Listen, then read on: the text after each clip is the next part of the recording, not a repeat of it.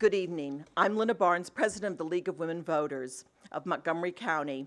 I'm pleased to be here tonight with the Montgomery County Council of PTAs to sponsor this forum for the candidates for the County Board of Education. We are also pleased that Montgomery Community Media is taping the program, and we will be able to see this forum in the coming weeks on all of our websites and on Channel 21. I have here tonight, and I know they're outside, the voter guides, which the League of Women Voters produces. This has all the candidates for the upcoming election, have answered questions. So I hope you will pick one up on your way out, or if you've already picked one up. You can also do vote411.org, which gives you more information about the candidates. And actually, I believe there are people outside demonstrating how to use that if you would like to do that. So those are both really valuable resources. Tonight, we have the 8 candidates who are running present.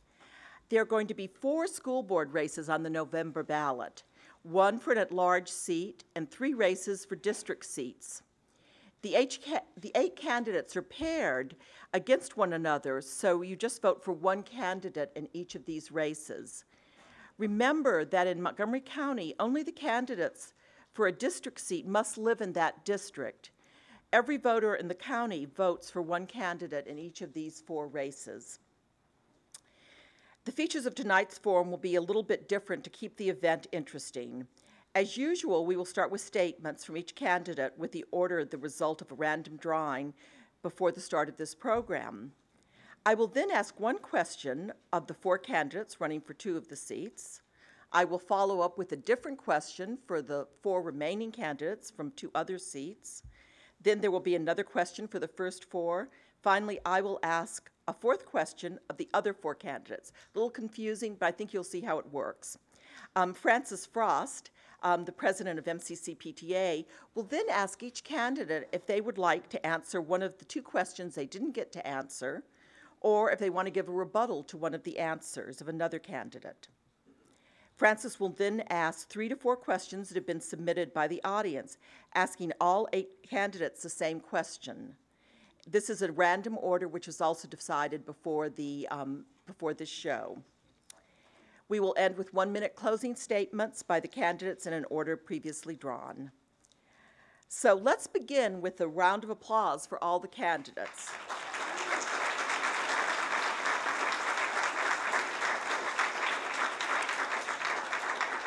And so now I'm going to ask that all of the audience refrain from applauding when their own candidates they might be supporting is speaking, and any noises during this forum, out of respect for all the candidates, because it runs much better if we really are respectful of each other. So, and again, I hope you've all already silenced your cell phones. So we're going to now start with our opening statements. So, as I said, this is a predetermined order. So the first 1-minute statement will be from Kristin Trible. I'm just going to go through the order so they'll hear it again. Then Judy Daca, Pat O'Neill, Larry Edmonds, Mike Durso, Laurie Halverson, Shebra Evans, and Jill Ortman Faust. All right, so that's the order it's going to be in. So let's start with Ms. Trible. Thank you.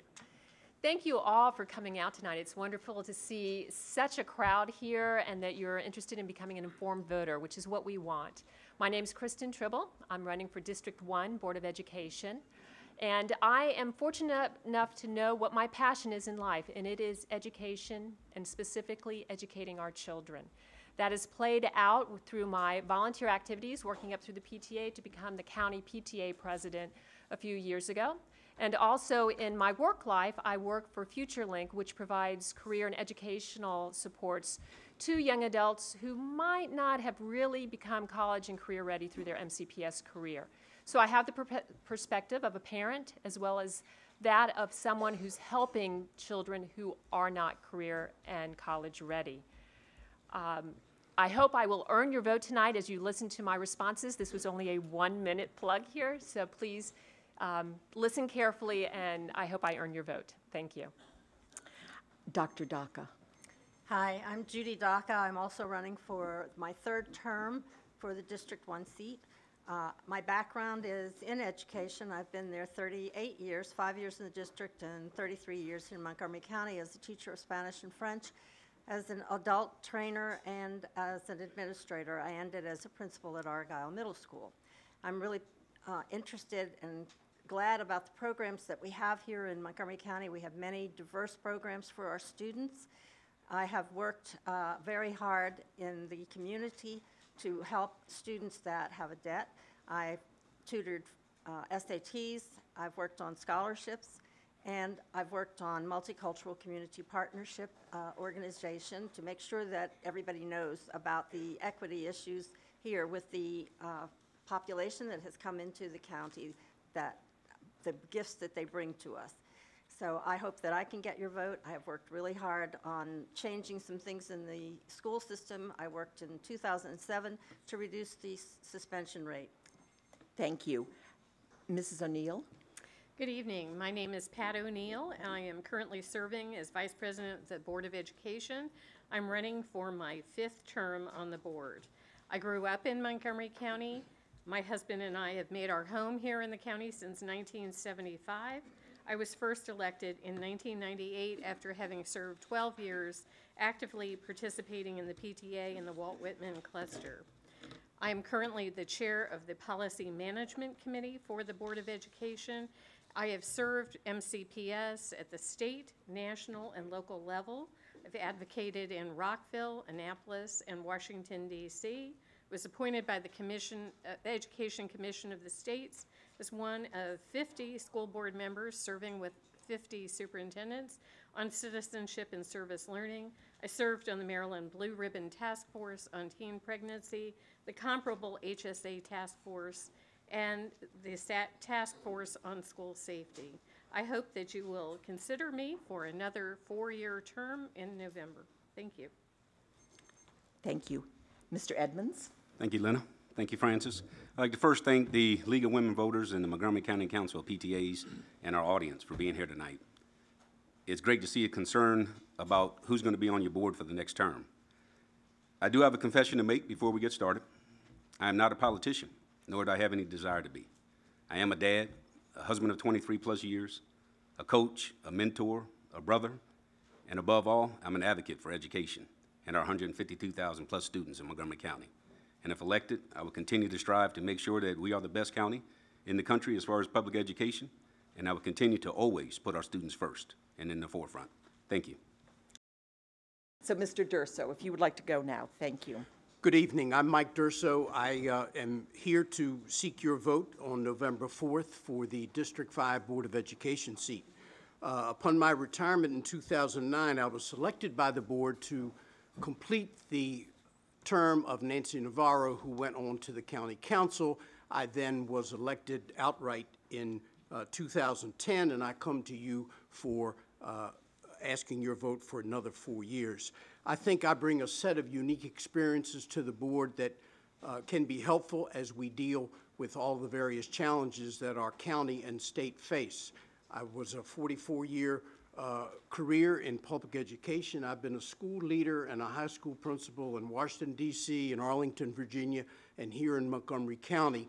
And I think I've seen pretty much most challenges and most issues that large and small school systems face, and I would like to be a part of that solution as we deal with the challenges that Montgomery County has for all of our 155,000 students and our 22,000 employees.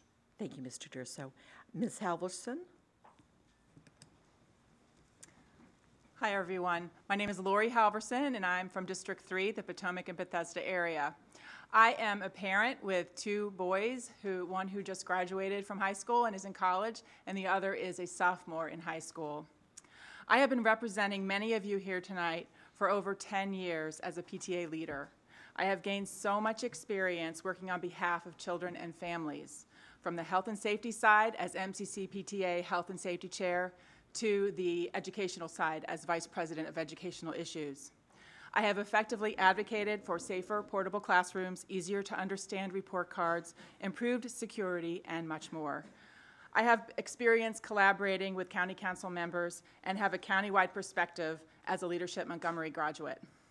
I am running because I have a passion for helping children and families, and I'm often up till 2 in the morning researching issues. We need a fresh perspective on the board, and MCPS needs to emphasize parents as partners in educating our children. Thank you. Thank you. Ms. Evans. Engage, educate, excel. Success at the county level begins with success at a single school. Several years ago, my husband and I, we enrolled our daughters at Harmony Hills Elementary School. Looking at the data was very disturbing. Our first thought was to leave. Our second and better thought was to stay and make a difference. I stayed, I engaged, I became the PTA president for 2 years, went on to be the Wheaton Cluster coordinator, was elected as the MCC PTA vice president of educational issues, and again elected as the MCC PTA vice president of programs. I explained to parents the benefits of supporting their children in support of their education. I am a motivator, I am a collaborator, I am a fighter. I am Shebra Evans, your choice for the at-large seat on the school board. Thank you. Thank you. Finally, Ms. Oatman-Faus. Hi, my name is Jill Ortman-Faus. My husband and I have lived in Montgomery County for over 20 years. We have an 8th grader and a 10th grader who have grown up in our public schools. My background, I graduated with a degree in communications from UNC Chapel Hill, and I used my background to produce documentaries on issues like illiteracy, poverty, and homelessness, teenage pregnancy. And my passion led me to direct service, so I became a full-time volunteer with Habitat for Humanity. I did communications for them, and I built homes throughout Latin America and in the United States. I continued through the years to do advocacy, communications, and strategic planning, and when our daughter entered kindergarten, I became an advocate for our schools. I've been PTA president, MCC PTA delegate. I have served as a neighborhood association president on the board of our YMCA for the last 5 years, and I was appointed to MCPS's First Parent Advisory Council. Thank you. Thank you very much.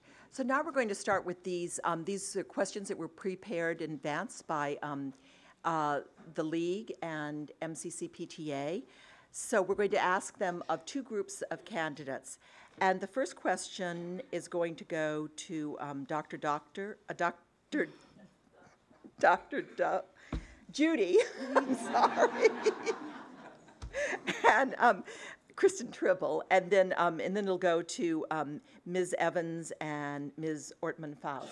So this is the first question, and both of these questions are somewhat related, and I will say in a personal aside that 25 years ago, my first testimony as an MCC PTA cluster coordinator was on a report that Harvard produced for MCPS about inequality in the school system, and that was the first testimony I gave, and it seems like 25 years later, I'm still asking similar questions. So let me ask this, and I'll start, and Dr. Daka, you will be the first one to answer, and then Ms. Trible. The question is, Heather Schwartz of the RAND Corporation study of low-income elementary students in MCPS showed that they did far better over time at lower poverty schools than in higher poverty schools. Do you agree with Schwartz's conclusions? If so, how should MCPS address the issue? So, Dr. Daka. Well, I think the report did show that, but I don't know that it was a huge amount of a difference in the scores. What we really need to do, though, is to make sure that we have the best programs in every school, and that's something that we're striving for. We want to be able to reach the students that really need extra help, or they need a different way to be reached, and we need to make sure the expectations of teachers are appropriate for the students that we have. We know that we have to be concerned about English language learners, special ed students, and students that are on free or reduced meals. They seem to be the students that are not doing as well. Equity is a really important issue, and I'm seeing that many courses are being prepared for our staff, and that they are determined that we're going to make some changes. And we've made some improvements in the last few years, and I want to continue to see that happen. So I will still be working on that. Thank you. Ms. Trible? So we want to get away from that dichotomy of having good schools, bad schools, but that all schools are good in Montgomery County. And when you're talking about lower poverty schools and children doing well there, we just need, again, to make sure every school is meeting the needs of every child within that building. And that takes great leadership in the building. It takes flexibility for each team within each building. So that means bringing in strong leaders that will make sure they understand the needs within their community, okay? They need to have that outreach with the parents, with the partners, and understand which programs, because one program is not going to work countywide. Every community needs to understand their needs and bring in the programs that will help that community. Again, Poolsville is different from Tacoma Park, Burtonsville is different from Potomac. We need to focus on the community and tailor our programs for those students within the building. Thank you. Ms. Evans, same question.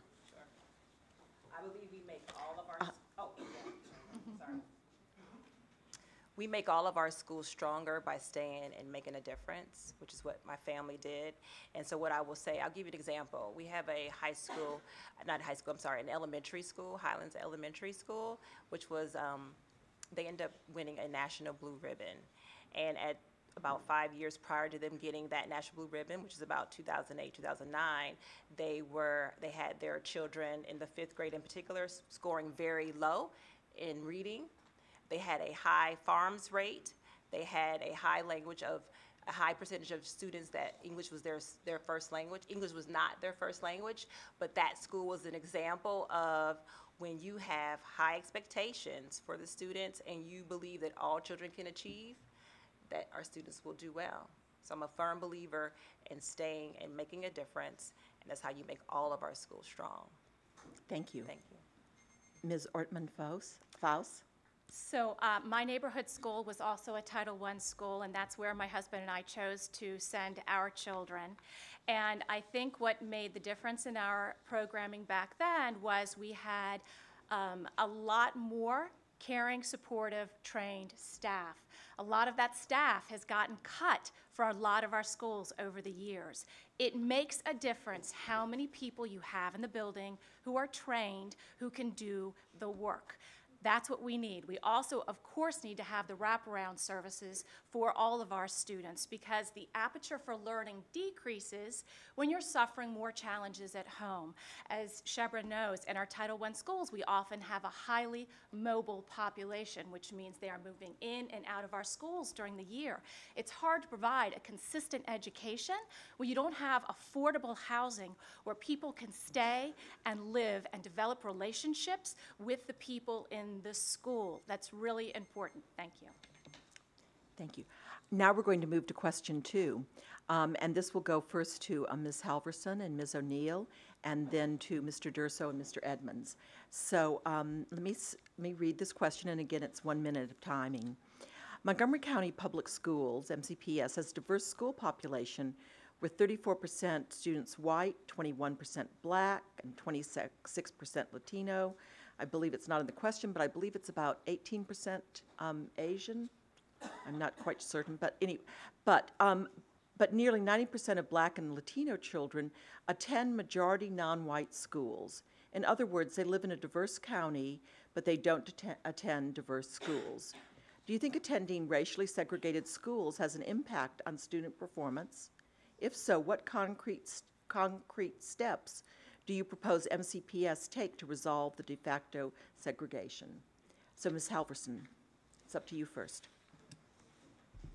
Yes, I do think that when you have a lot of students low income in one school, it has an effect. And what you need to do, and you can change that, and some schools are doing well when you look at some schools around the nation, by focusing on professional development and focusing on strengthening the families in the area.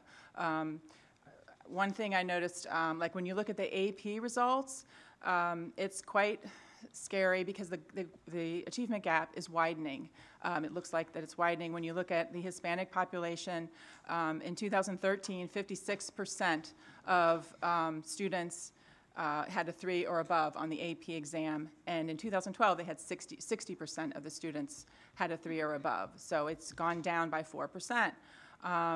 The white population also went down from 81.38% to 79.6%, and black went down from 51.8 to 47%. So Thank you. Ms. O'Neill? Well, Montgomery County Public Schools is reflective of the greater Montgomery County, and some of it results from housing patterns. If you look in the Burning Tree Elementary School service area, there is not one single rental apartment there, yet if you travel to Broad Acres, it is almost entirely surrounded by rental units. Not to say that that's bad, but that reflects on socioeconomics of who is attending our schools. Montgomery County has never been under court-ordered desegregation, but we need to take a look at where our programs are placed, how children can move from school to school, and the board included $200,000 in our operating budget this year to examine choice and the assignment of special programs. We also need to look at how our transfer policies work. Originally, our transfer policy eliminated racially segregated schools. Thank you. Mr. Durso?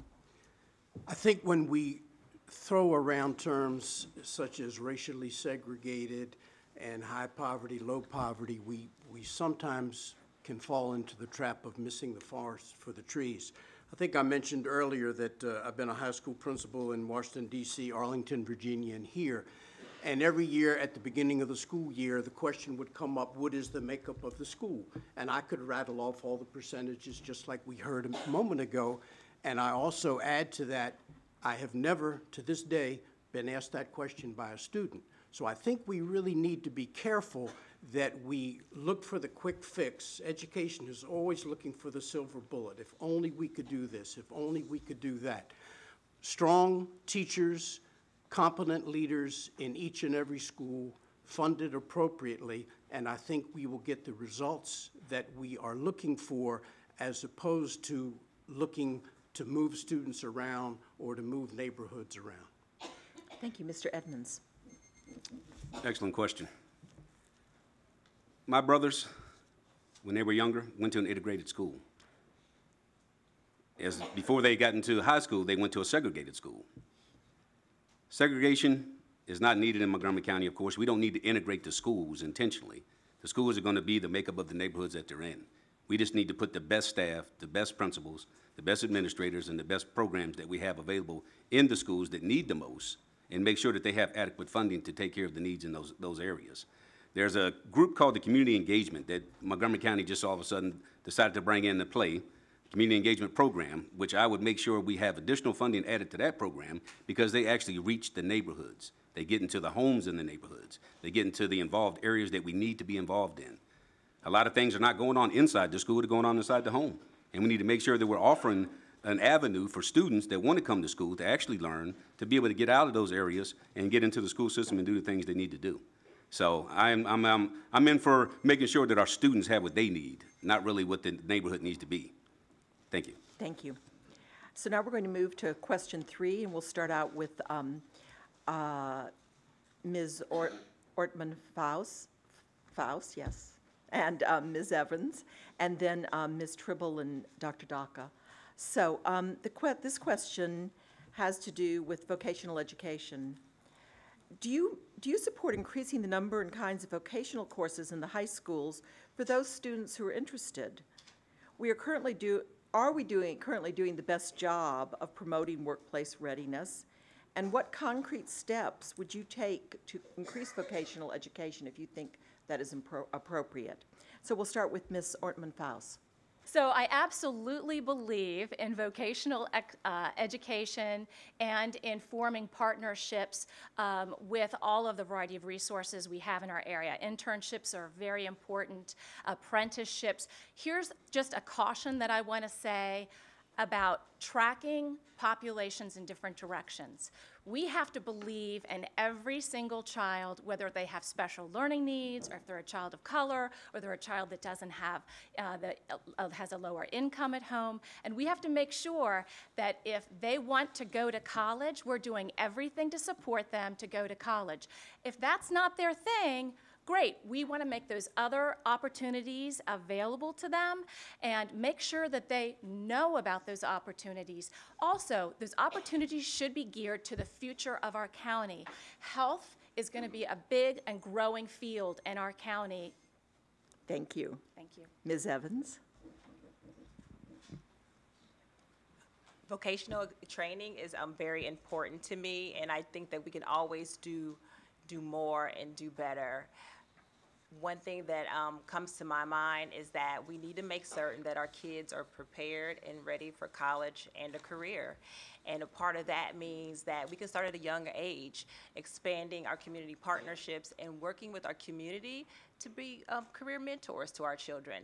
I think at a very young age, starting at middle school, which is when our daughter did, having a career mentor. Having a career mentor will allow our children access to the future workforce and also to help them to understand at a very young age how to take what they're passionate about, what their skills are, and matching it up to help them to be able to create a path for them that will allow them to reach their goals in the future. So I definitely think that we can do more, and we can do that within our school walls and also with our community partners being more engaged with our future workforce. Thank you. Ms. Trible? So with vocational ed, being from Damascus High School, where my two kids, the youngest just recently graduated, we had auto tech and restaurant management. And I've also had the pleasure of touring other high schools where there's the health sciences. And there's a great opportunities for our children. But at the same time, our core mission is a high school education to ensure our kids are college and career ready. Talking just the other day with the principal, we want to offer those opportunities, but our kids decide what they want to do at different points in their lives. So as another candidate just mentioned, I would be cautious of tracking kids too early. We certainly don't want them to be placed in a program in 9th grade, but in 11th grade they decide something differently. So the point is to expose them to the opportunities, expose them to those things that will be of interest to them. Again, like auto tech, amazing program, and I'll stop there. Thank you. Dr. Daka? Okay, what we used to know as vocational education is called technology education now, as we have Edison Technology Center, but there are many programs that are at Edison that are not at other schools, but then some of our schools do have auto, some do have, as already been mentioned, food services and that kind of thing, cosmetology. However, the superintendent now is working very closely with businesses to make sure that we are getting our students ready for the businesses that are out in the community. He wants to do better partnerships than we've had in the past so that we know that students can get career jobs right after school if they want to. With some of the courses that are taught at Edison, they are ready for college. For instance, the home building has a computer-assisted design which gets kids ready for college for architecture or engineering. So there are many varieties of things that students can do already in some of the schools that we have. And the more information they have, the better. And we're going to have junior achievement at Edison, so. Thank you. So we're going to move now to the final question of this segment, question 4. And this is going to be asked of Mr. Edmonds and Mr. Durso and Ms. O'Neill and Ms. Halverson. So here's what question 4 is. We are increasing the use of technology in school. The expectation of computer use outside the school, i.e. using online resources, typing homework, etc. And we are introducing the idea of bringing your own device to school. Do you think the use of technology is necessary for teaching? How do you anticipate managing the needs of students who do not have easy access to technology outside of school? So we'll start with Mr. Edmonds. Thank you. As everybody see, I kind of get a little passion when I talking about our students. And I looked at this issue before, and I realized that there's children that don't have food in the house, let alone Comcast cable, or internet, or computer systems. So Most children today, of course, do have their cell phones, and hopefully that with the tech mode programs that we have developing in our school system coming through, we want to make sure all students are savvy into that nature. And most students today are kind of savvy when it comes to things that deal with the internet. But a lot of times it's the wrong things on the internet, okay? So we want to make sure if we are developing programs to be able to have students go home with equipment to use, that it's being used properly, it's being used for the system that we send them home to use it for, and to make sure that the programs that we send home are things that they can actually utilize. But we also want to make sure that they're fed when they're there, and they, you know, the hungry children are fed. So let's look at all these options and make sure we're doing the right things with our funding. So thank you. Mr. Durso? The technology question continually comes up, and it certainly is not going to go away, nor should it.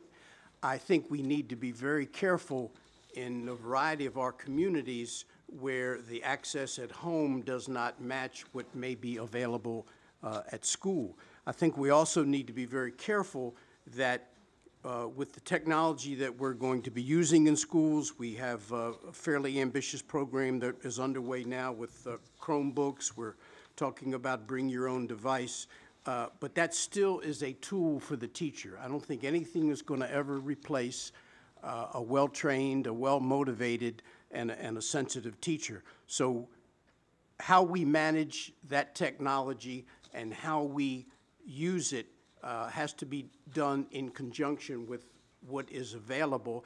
And in many of our homes, that is not always available. We're going to have to find ways to bridge that technology gap. Thank you. Ms. O'Neill? Well, I believe technology is here to stay. It's not going away. It is a part of our 21st century life.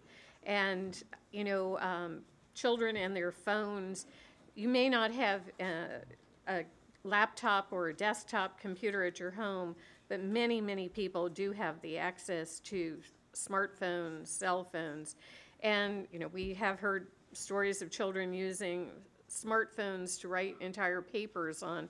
I would not be able to do that, but others are. We have visited other districts where bring your own device is part of the program to provide a more level playing field and to have a loaner program of Chromebooks or iPads, and that's what we're going to have to do. But a teacher is never going away, and they're a vital part of how to use the technology. But in many instances, our kids are ahead of the adults. Thank you. Ms. Halverson? I view technology as a tool for teachers to use, and it is here to stay, but MCPS needs to make smart decisions about the tools that we're using. The Promethean boards were nice when they first started, but I think they're already outdated. I think if you just have a flat screen TV now, it can do just about the same thing and probably much less expensive. I think the Chromebooks maybe were not made, the decision was not made smart enough, because I have heard that the Chromebooks are not compatible with MAP tests. They're compatible with the new PARCC tests, and that was really the reason that they purchased them, but they're not compatible with MAP tests. So why can't they be compatible for all tests? Maybe there could have been a better decision there. So there should be smart decisions, and they can be tools, and you know, technology can be good, but it can be bad. We need to make sure children are not getting advertisements coming into the schools, and we need to make sure parents are informed about the technology they're getting in the classroom. Well, thank you all for the candidates. I'm going to get to sit down now and turn it over to Frances Frost, who is president of MCC PTA, and she's going to continue. And as you remember, the first part that's going to come is the rebuttal, or answering a question, one of the two questions you didn't get to answer. So I will turn it over to Frances.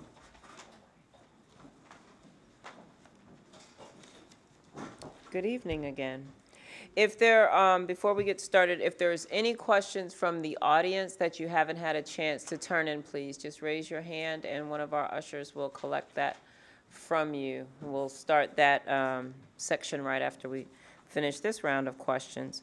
So again, if there was a question that was asked in the first section that you were not selected to answer, or if you would like to make a rebuttal or follow up on any response that you did give, you will have 30 seconds to respond.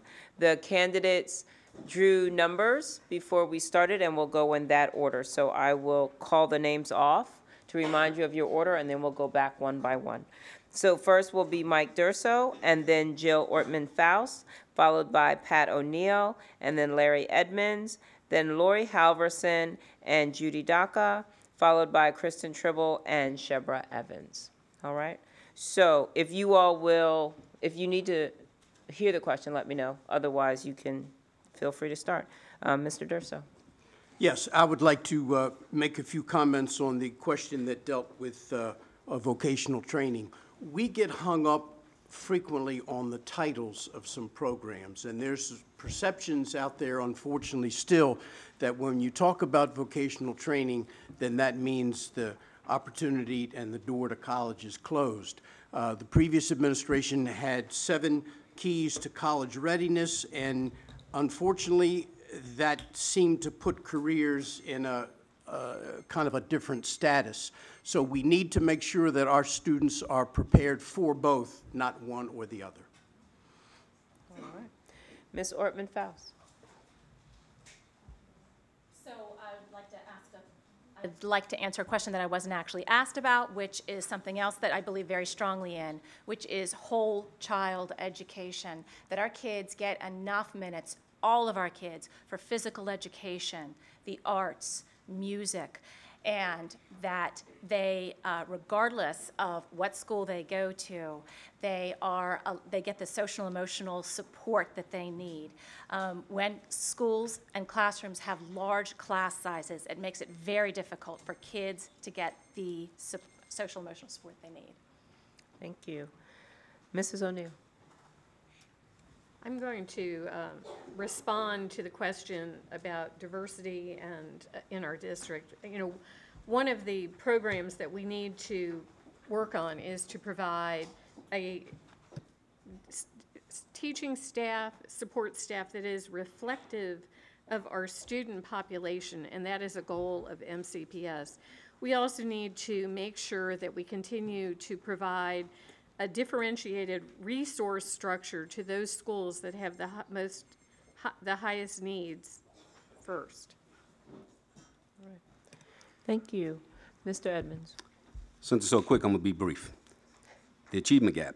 Sometimes it can mean the difference between success, non-success, and life and death.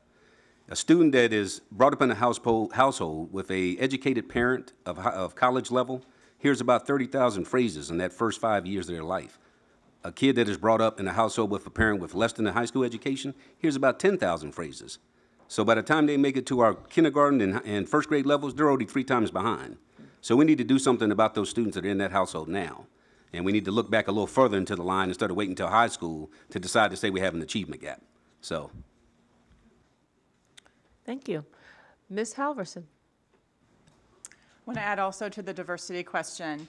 One of the things that I feel like MCPS is missing in their strategic plan is that I don't see a plan on how they're going to really measure the results. And how can you differentiate instruction if you don't have results? That's so important. And teachers are supposed to be recognizing what kids are eligible for acceleration. But we need a better plan for identifying those students. Some students are falling through the cracks right now. So that's an important concern of mine. Thank you. Ms. Daka, Dr. Daka, excuse me. I started to talk about junior achievement, which is going to have a program at Edison in the next year or so, where all of the 7th graders will be able to go through Edison to see the courses that are given there. One of the problems we've had with the opportunities at Edison is that a lot of the students didn't know about it. Now, they're not tied to Edison because they do go back to their own high schools, and they can still take enough credits if they decide that they don't want a career, they can go to college. Thank you. Mrs. Trible. So I'm going to combine the technology and vocational education. With my students at FutureLink, I sit down with them to work on resumes, and the first thing I have to do is teach them how to use a Chromebook and how to prepare a document. Our kids do need those Chromebooks. They do need technology because those are business skills they're learning, so that when they get out of high school, they can go into those jobs and use those computers that all of us now are using and be comfortable in doing so. Thank you. And Mrs. Evans. Yes, the achievement gap. This has been an issue for a very long time in my neighborhood and throughout the county. A high percentage of African Americans, Hispanic children, as well as children with special needs are being affected. It is time to stop talking about it and do something about it. I have the experience. We need to engage, educate, excel. Thank you. Now we are moving on to the audience questions. And this is it's like a matrix up here. So I want to make sure I get this right. People's careers are depending on it. So we have selected questions from the audience. They are not repetitive of the questions that have already been asked. Each candidate will have 45 seconds to answer each question, and you will hear from all 8 candidates on each question. We have a predetermined order, and we'll rotate that order so the first person doesn't always get to answer first. So we will begin with District 3, which is Mrs. O'Neill and Mrs. Halverson. And they will be followed by the at-large candidates, Mrs. Evans and Mrs. Ortman-Faust. And then District 5, our gentlemen, Mr. Edmonds and Mr. Durso. And District 1, Dr. Daka and Mrs. Trible. So we'll rotate, but they'll follow that order. So the first question, how do you balance curriculum needs and interests given limited resources? We'll begin with the candidates in District 3, Mrs. O'Neill, and then Mrs. Halverson. Well, the past 6 years have been an incredible struggle because of the operating budget and the fiscal crisis, not just in Montgomery County, but across the state and nation. It is a struggle. It requires evaluating programs to see what's working. MCPS has been using a zero-based budgeting approach, every year rebuilding our budget. We want a rich curriculum, a rigorous academic program for all of our students, yet we do face challenging fiscal times, and I do not believe that is going to change quickly. We have to fight in Annapolis to make sure that we have the resources we need coming from the state and at the local level. Thank you. Mrs. Halverson.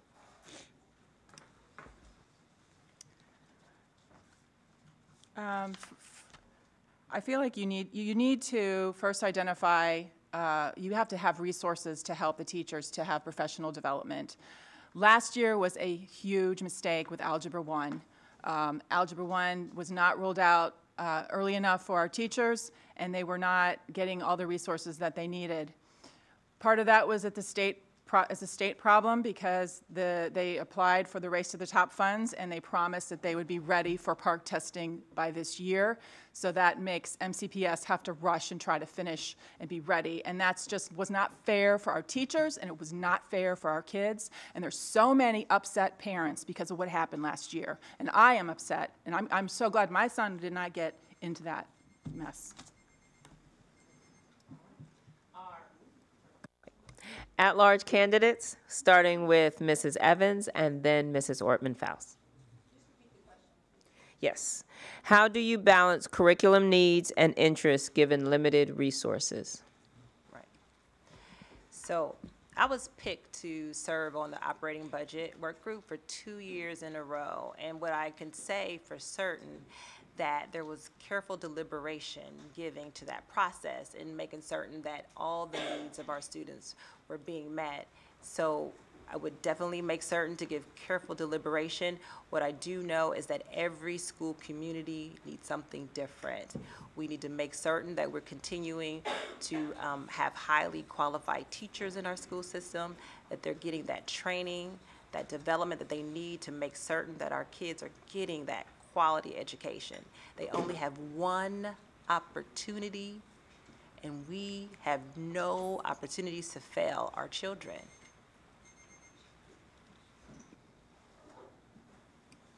So we've got to use our resources in a smart and effective way by evaluating outcomes. It's hard to do that when you keep changing curriculums, first of all, but now with our new curriculum that we're using now, we've got to have it ready when teachers need to use it. We have been flying the plane while we are trying to build it. And teachers have not had the resources or the curriculum in place when they needed to teach it. And that is a problem. How are teachers supposed to effectively teach a curriculum when they're not getting it in time to know the direction of the course? It's happening again with geometry this year. Teachers don't even have the fourth part of Unit 1, and it hasn't been published. Thank you.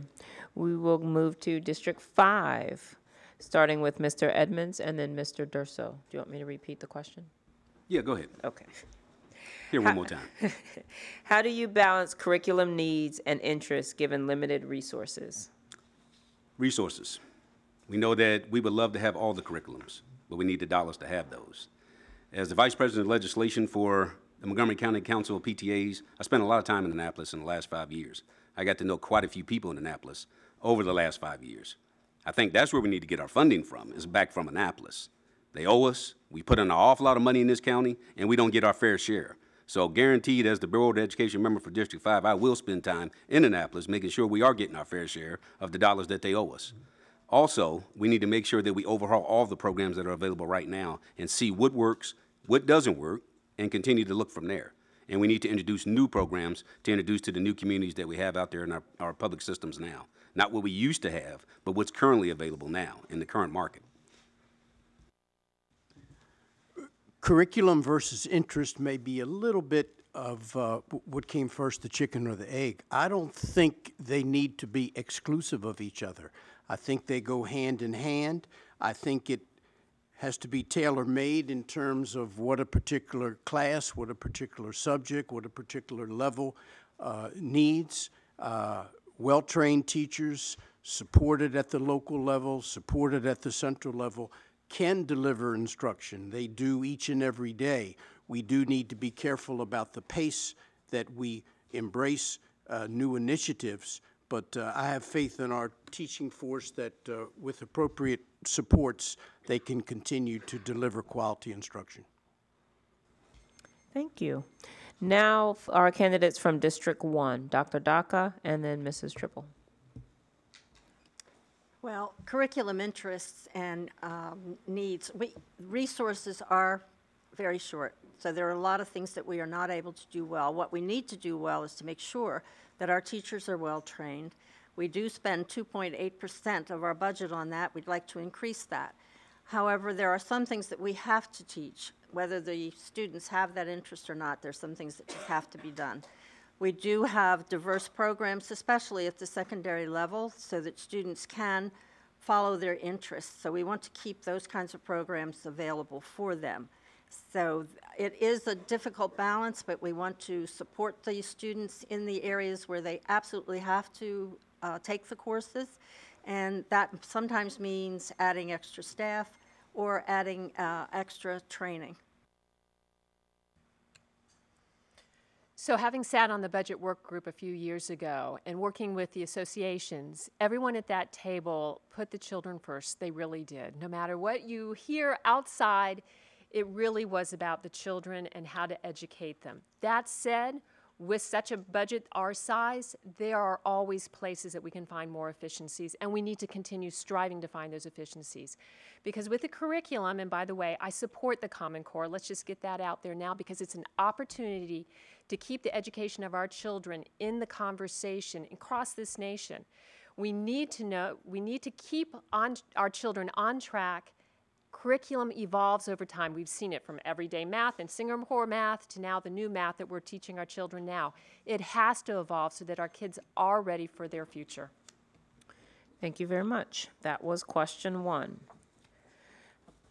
Now we're moving on to question 2, and we're going to rotate the order so our at-large candidates, let me make sure I got the order right.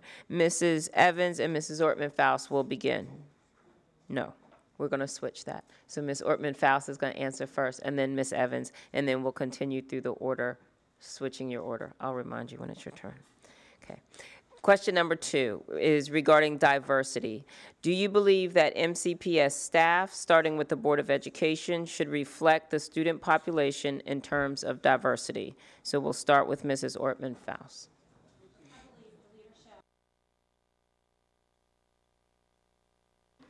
I believe diversity in leadership is important across the board in our schools and our school system, in our Board of Education, and also in our MCEA leadership. That would be really good to have diversity at the top of that organization as well.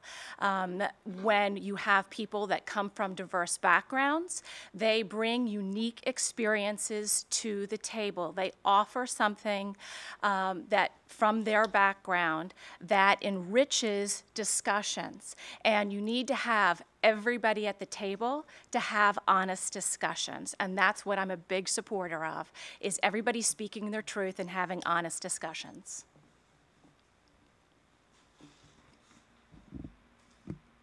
Diversity in our school system is very important. We have a very diverse student population, and our staff and teachers should reflect the same as our student population. With that being said, I think cultural competency is very important. You know, I've been doing this for so long, over 6 years, advocating on behalf of our students and our parents and our teachers, and it makes a huge difference when every child that walks in that room, he or she knows the person who is in that room has they want the best for them. And that starts with training. That starts with us working together to ensure that we have what we take, the tools that we need to educate our students. Thank you. Now we'll move to District 5, and Mr. Durso will answer first, and then Mr. Edmonds. At times, we seem to discuss diversity in maybe different terms or different definitions, and maybe sometimes when it's advantageous, we seem to promote it, and then other times maybe it doesn't get the attention that it should have. We have a lot of work to do with the diversity of our workforce, and I think that's paramount. For all the students throughout the county. I think we need to look at who we hire, who we promote, who gets interviews, who doesn't get interviews, and all of those situations that sometimes are subtle and maybe sometimes are not so subtle. So we have work to do. I've thought about this question. To take somebody out of a job just because they're not the right color, no, I'm not for that. To keep somebody in a position because they do the job well, yes, I am for that. I look at diversity as a if a teacher needs to learn diversity, then let's teach them diversity. If they're a great teacher, then we can teach them the things that they need to know to be able to get their point across to the students. One of the programs I'm looking to initiate is a program of bringing more male, Latino, and African male teachers into the earlier grade systems so that our young men realize that there's a role model in education. Not just athletes, that they can look at our educators and say, maybe one day I want to be an educator, or I want to be a scientist. That's how we're going to learn to diversify our staff and make sure our students see the diversity as they come through in the younger ages. Thank you very much. Our candidates from District 1, Mrs. Trible, and then Dr. Daka. Well, it's a no-brainer that the staff should be reflective of the community and the diversity in our community. However, we don't have time to wait for that to happen. It's going to happen over the next several years. It's certainly the goal, but right now we need to work on what's happening in the classroom with the teachers we've got right now. Yes, we need to bring those programs in that do recruit a more diverse teaching staff, support staff. But right now, we also need to work with the current staff on cultural awareness, cultural competency. They need to be aware of what their instructional practices are in the classroom and how it impacts each and every student in their classroom.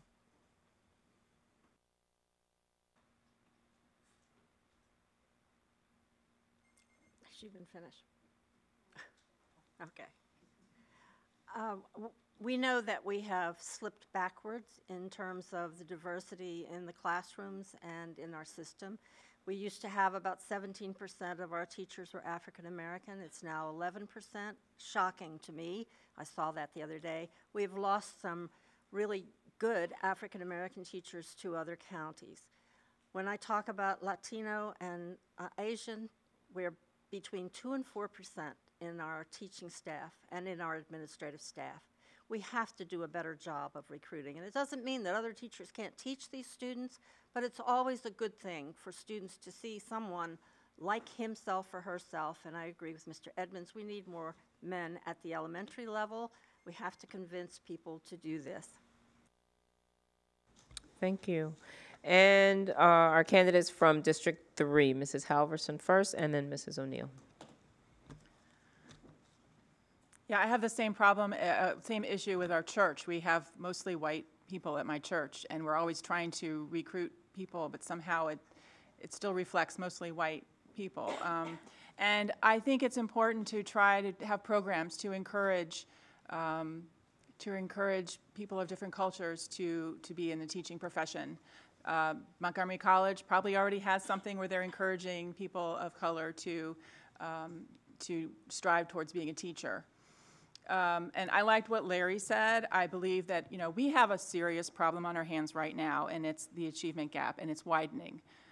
We really need to work at hiring the most qualified teachers to teach in the classrooms, especially focusing on the schools that need the most help. So that should be the focus, is hiring the most qualified teachers. Hopefully you have a mix, but, I'll stop because she's about the stop sign. Thank you. One of the budget interests recently adopted by the Board of Education is to recruit and retain diverse staff, and that is a goal, a priority of the board. I am particularly proud of our efforts in growing our own teachers through a partnership with SEIU and many local education institutions. Many of our employees who've entered our ranks as bus drivers, custodians, or paraeducators have gone on to become teachers and are helping to fill our teaching rank. I'm also proud of our equity program that's partnered between MCEA and MCPS at McDaniel College toward the end of creating teachers interested in providing equity in our classrooms.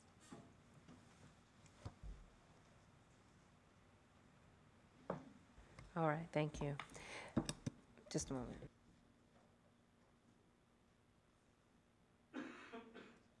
Okay. All right. So in the interest of time, we are moving to their final closing statements. Thank you all for those answers to those two audience questions. All right. Again, the candidates picked, okay, they picked their order before we started, which is another random order. And so we will hear from them in that order. They each will have 1 minute to respond.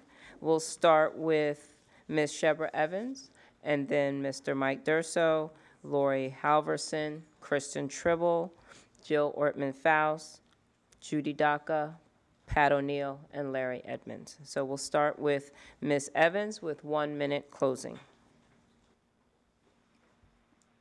Thank you to our sponsors and to everyone tonight for coming to the forum. You're here tonight because you value education and it's important to you and your family. You want someone that is empathetic. You want someone that cares. You want someone that will hold strong and firm in developing policies that will benefit all of our students, yet flexible enough to compromise when it benefits our students as well. You want someone that can work with parents from diverse backgrounds. My endorsements from the teachers, SEIU Local 500, CASA in Action, the African American Democratic Club, as well as the Coalition of Asian Pacific Americans, reflects that. You want someone who wants to serve because they have a joy in just serving the community. You want someone accomplished, someone involved. You want the best. You want me. Vote Shebra Evans, November the 4th. 2014. Thank you, Ms. Evans. From District 5, we will now have Mr. Durso. In about 36 days, if I'm counting right, and right about now, when the polls close, you will have made a decision for the direction of our school board for the next several years. I suggest that you scrutinize my voting record. I suggest that you look at my record in working in a variety of different communities and different jurisdictions, individuals that I've worked with, individuals that I've hired, individuals and families that I've been affiliated with are not difficult to find, and I'm willing to stand on that particular record. I think I can work with my colleagues on the board. I can work with individuals within the school system. I have contacts and relationships that I think are invaluable, and I think for the next 4 years, I am ready to serve you to deal with the variety of issues that face our county and our school system. Thank you, Mr. Durso. Next, we will have Ms. Laurie Halverson from District 3. Thanks to the League of Women Voters for inviting us here today, and to MCC PTA. I'm going to tell you a little bit about why you should vote for me instead of Pat O'Neill. First of all, I view parents as 3 letters. Those 3 letters are VIP. They're very important people. And that's one area that we really need to stress as parents. Parents are an integral part of education in their child, and sometimes they're the last thing to think about. Parents still don't have access to the curriculum this year. The second thing is that I will be scrutinizing the budget. As a board member, I think we need to have an independent audit. The third thing is that I will provide a fresh voice on the board. And I will not be like everyone else. I will be someone who will ask important questions. I've done so much research on a lot of issues, and I know what questions to ask. So I ask for your vote, and please vote for me. Thanks. Thank you, Ms. Halverson. Now from District 1, Ms. Trible. So as County PTA President, my priorities were parent engagement and communication, 2 things that the current Board of Education could improve upon. So this is Chris. Chris loves having conversations. I especially love having conversations with people who disagree with me, because it keeps me informed and it keeps me honest. And I will promise to always have those conversations. I've got a track record for doing so. We've only had 1 minute tonight to answer all these very complicated, in-depth questions.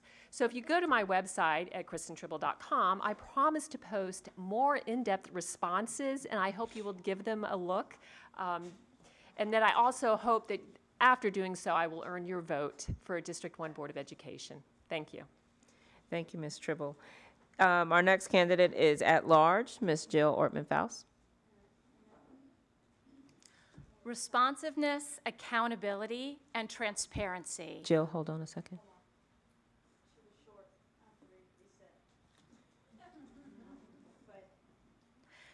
Responsiveness, accountability, and transparency are very important to me. Responsiveness promotes partnerships with our community and parents. Accountability with fair, appropriate, realistic goals undergirds successful outcomes, and transparency encourages good decision-making. That's all stuff that I would like to promote on our Board of Education. I have a track record of working with legislators at every level, and that's why they are endorsing me. I have worked with all sorts of community groups and formed coalitions to get the job done, and that's why they are endorsing me. I believe in the people and potential of this county. We have an amazing county. We are a talent magnet. We attract the best teachers.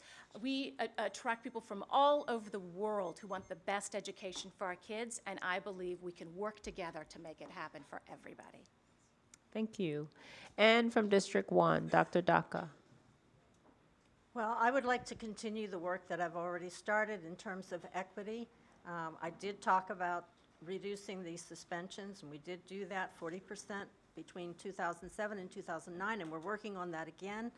I'm seeing some real improvements in terms of cultural competency with our staff. We need to continue to work on that because it is important to make sure that the almost 50% of the students who do not do as well in this school system learn better and have better opportunities. And 23% are African American and 27% are Latino. So I think it's a big issue, and I think it's a #1 issue for us because we are a #1 school system. We have great staff.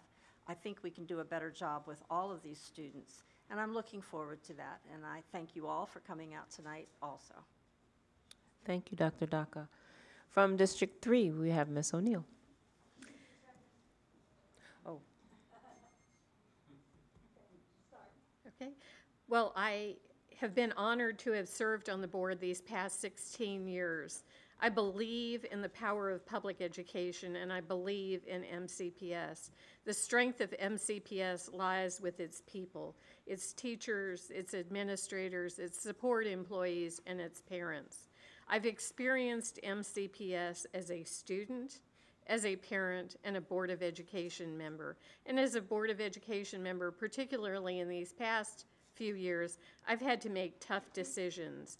I am proud to be endorsed by County Executive Ike Leggett, most of the Montgomery County delegation, MCEA, SEIU, our retirees, CASA in Action, the Coalition of Asian Pacific Democrats, the African American Democratic Club, the Hispanic Democratic Club. It's because I have been an honest broker, one who takes tough positions, not always popular, but I look for your vote. I'm Pat O'Neill. Thank you, Ms. O'Neill. And lastly, District 5, Mr. Edmonds. Oh, am I last? Yeah. I'm so used to going side by side. I would say that they saved the best for last. But my colleagues to the right of me should be commended. Whether they're on the board now or they're running for the board. You know what? They stepped up and they took the opportunity to show that they really cared about this county and about our school system as much as I do. I think everybody in the audience cares about our county and our school system. That's why you're here tonight. One thing I will always put forth and keep in my forefront of my mind when I make decisions on the board, if elected, is our students, our staff, our administrators, and our school system. As I work my way through different organizations like the Montgomery County Council of PTAs as their Vice President of Legislation and their legislative chair, when I went to Annapolis on behalf of the Montgomery County Chamber of Commerce as their education chair, our committee for Montgomery as one of their education committee members, I always had education as the forefront of why I was there. And I will continue to do that if elected to this position. So thank you for being here this evening. Thank you. Thank you, in fact, to all of our candidates for coming out tonight. If we can give them a round of applause.